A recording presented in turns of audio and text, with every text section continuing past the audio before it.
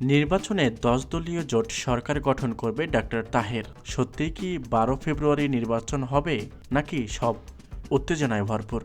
দর্শক, জামাতের ইসলামী কেন্দ্রীয় নায়েবে আমির ডক্টর সৈয়দ আবদুল্লাহ মোহাম্মদ তাহের বলেছেন, আগামী নির্বাচনে 10 দলীয় জোট গঠন করবে।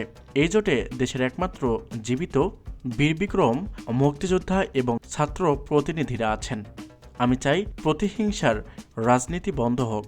আমি নির্বাচিত হলে দলীয়ভাবে কাউকে বিবেচনা করব না, সবার সঙ্গে সমান গুরুত্ব দিয়ে কাজ করব। তিনি বলেন, আগামী নির্বাচন একটা চ্যালেঞ্জ হিসাবে নিতে হবে। আগামী বাংলাদেশ যেন সব শ্রেণীর মানুষের অধিকার রক্ষার বাংলাদেশ হিসাবে মনে করতে হবে।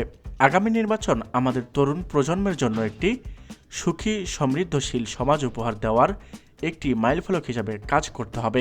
বুধবার বিকেলে কুমিল্লার 14 গ্রাম পৌরসভা উপজেলা 13 ইউনিয়নের সাবেক চেয়ারম্যান, কমিশনার ও মেম্বারদের নিয়ে মত বিনিময় সভায় প্রধান অতিথির বক্তব্যে তিনি কথা বলেন।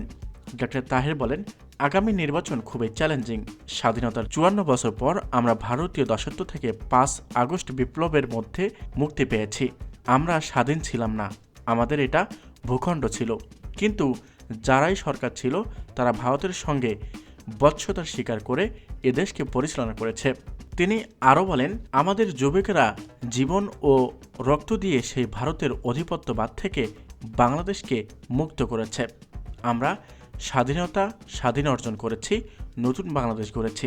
তিনি বলেন, 2001 থেকে 2006 সাল ক্ষমতায় থাকাকালে আমি কোনো ধরনের দুর্নীতি করিনি, কিন্তু সরকার আমাকে মিথ্যা তথ্যের ভিত্তিতে গ্রেফতার করে পরে দুর্নীতিমুক্তি হিসেবে সার্টিফিকেট দেয়।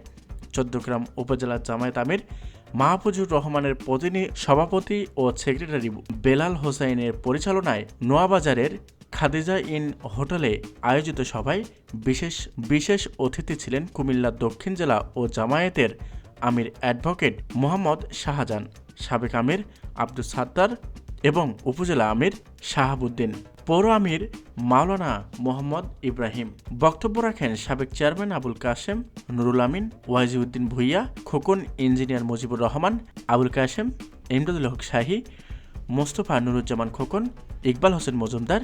প্যানেলে চেয়ারম্যান আলমগীর হোসেন, সাবেক কমিশনার কামাল হোসেন সৈয়দ, জাহাঙ্গীর হোসেন, সাবেক ইউপি সদস্য মামুন এবং আব্দুল মমিন ভান্ডার, সৈয়দ আহমেদ এবং সর্বশেষ সব মেম্বার প্রমুখ।